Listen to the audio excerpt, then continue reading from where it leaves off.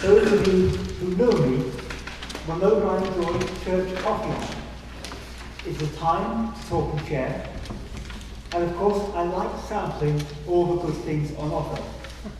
And I have to tell you, I've had a preview of what we have for coffee hour today, so it's something to look forward to. In fact, I've even been known very occasionally, to go back for a second helping. I can tell there's some people who do know me quite well. There are many times when we share food together as a church family. During Lent, we shared soup and fellowship during our book discussion at St. Paul's. We often have potluck lunches. And every second Saturday, a group of us meet for men's breakfast in Fay Hall. Food and fellowship seem to go hand in hand with our Christian life.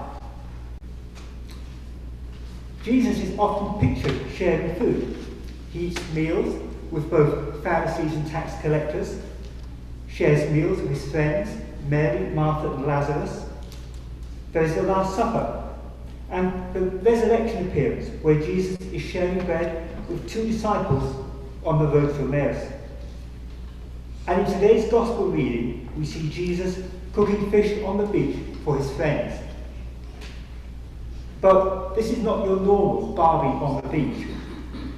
This is the fourth resurrection appearance described by John.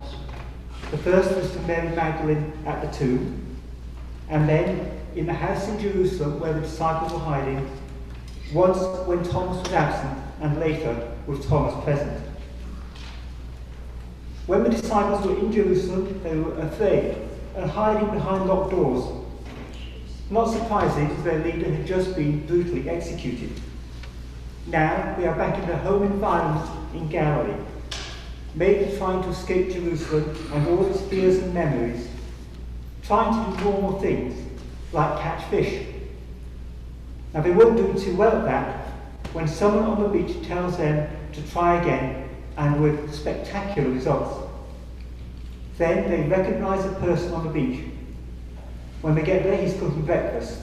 They don't like to ask who he is, because in their hearts they know it is the risen and living Jesus.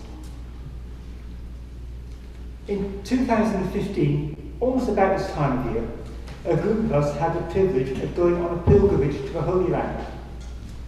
We visited the beach where this event is thought to have taken place. And like many pilgrimage sites, there is a church built there commemorating the events in this reading. The church is called the Church of the Primacy of St. Peter, as it is where Jesus reinstated Peter as a leader of the apostles. And the church is built over a rock called the Mensa Christi, or the Lord's Table, where Jesus served fish to the disciples. In the men's group, we've always called this the first men's breakfast. Now, it wasn't a very special beach. It was quite small. I recall there were grey stones and grey water, but it felt very special to be there. And I think we all felt that surely the presence of the Lord was truly in that place. After breakfast, Jesus took Peter to one side for a private conversation. He asked Peter 3 times, "Do you love me?" And Peter, after the 3rd time, was getting upset. And I can imagine him almost shouting, "Yes, Lord, you know I love you." Jesus then commissioned Peter to feed my lambs, tend my sheep. Now, I looked up tend in the dictionary, and it means to take care of someone.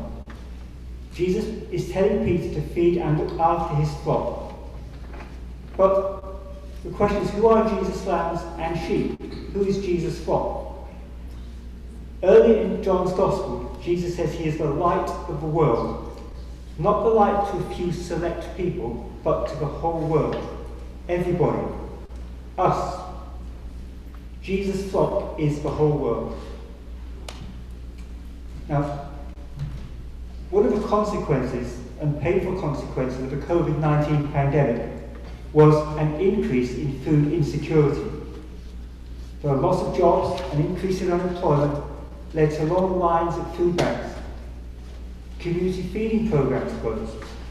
Even our local community harvest project farm in Grafton, where they grow food for the Worcester County Food Bank, and where in the past several of us have volunteered, stopped taking volunteers for fear of the spread of COVID. There were interruptions in supply chains, leaving empty shelves in the shops. School closures made it difficult for children who depended on the National School Lunch Programme to access low-cost or free meals.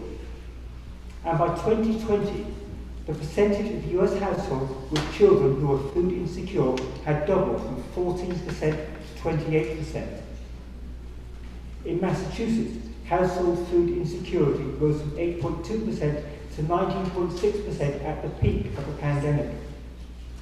And this was not just limited to our country. Worldwide, the number of severely food insecure people doubled during the pandemic and is in fact continuing to rise. And there are other needs and contributing factors: the Afghan refugee crisis, the victims of the war in Ukraine, victims of wars in Africa, victims of droughts and floods. And it is all too easy to feel helpless and without hope in the face of all these impossible situations. What can we do in the face of these overwhelming challenges? When faced with a hungry crowd of 5,000 people at the end of a long day, the disciples asked Jesus what to do. His reply was simple: you give them something to eat. With the help of 5 loaves and 2 fishes and faith, the crowd was fed with food to spare. It seemed that a small contribution from a single individual went a very long way. In the same way, we can donate to local food banks, give food to the Little Red Wagon, put food in the little pantry in the church parking lot, help a local refugee family, buy an animal from a heifer to help feed a third world family, and give donations to organisations that feed people worldwide. And together, all these things add up. And the good news is that we are already doing all these things. Now, Peter was commissioned by the risen Jesus to feed his lambs and take care of his sheep.